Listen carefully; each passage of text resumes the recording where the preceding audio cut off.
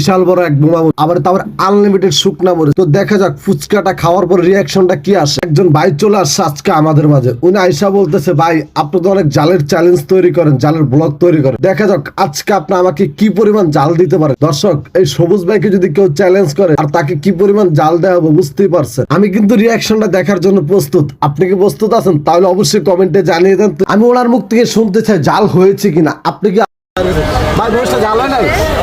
মরিচটা মন জাল হয় না, কিন্তু ফুচকাটা ভালো ছিল। আপনি কিন্তু অলরেডি গামায় গেছেন ভাইয়া।